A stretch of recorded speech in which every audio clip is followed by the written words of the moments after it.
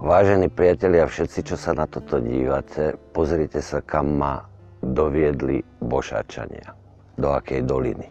Ale nejde tu ani tak o dolinu, do tohto kraja chodím už dlho, takže všeličo tu už poznám, ale oni ma priviedli k tomuto stromu, k tejto hruške. To je ovocná hruška. Nemáte šancu tu vidieť všetky tie stromy. Musí byť niekto, kto vás špeciálne privedie k takémuto stromu. To je asi 200-ročný strom. Je v Zabudišovej, v Bošáci. A predstavte si, čo všetko ten strom prežil, lebo má už 200 rokov. Prežil 2 vojny. Prežil kolektivizáciu. Tá hruška mala veľké šťastie, že stála na záhumenkách, takže keď sa scelovalo, tak nedopadla ako mnoho stromov tu v tomto kraji, že ich vytrhali pri scelovaní. Mi rozprávali príhodu, že niektoré hrušky tu trhali pásakmi. 2-3 boli za sebou a iba ich utrhli, ani ich s koreňou nevedeli vykoreniť. Ale táto hruška to prežila. Ľudovít, miestny ovocinár, sa o ňu postaral, tak to ju krásne vyšľachtil asi pred rokom.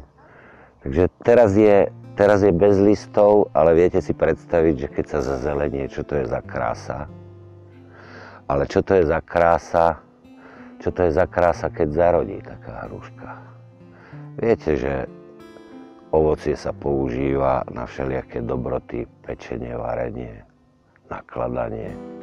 Áno, to je jedna časť, ale čo v tomto kraji je veľmi vzácne, že tu robia výbornú pálenku, hruškovicu. Predstavte si, koľko asi ovocia za tých 200 rokov táto hruška ľuďom dala, koľko pesničiek na nej viselo.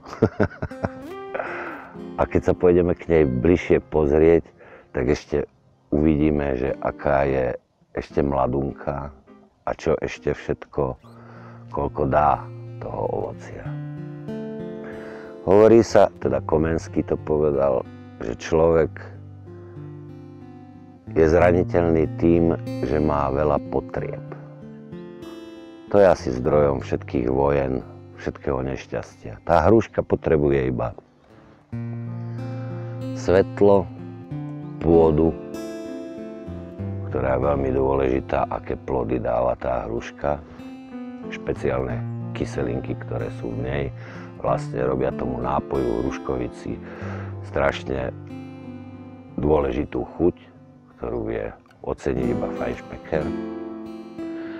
A tým, že človek sa vraždil, predstavte si, koľko ľudí zahynulo v tých vojnách, ten strom to prežil,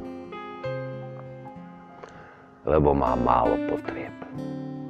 Potrebuje iba vzduch, slnko a ochranu ľudí. Ale našťastie v tomto kraji je veľa ľudí, ktorí sa o stromy vedia starať a ktorí majú k nim úctu.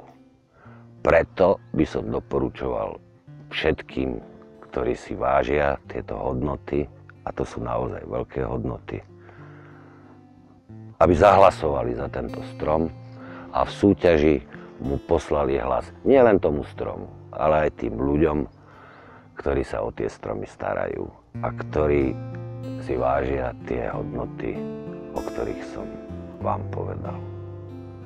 Tak vám ďakujem pekne. Posielajte svoje hlasy.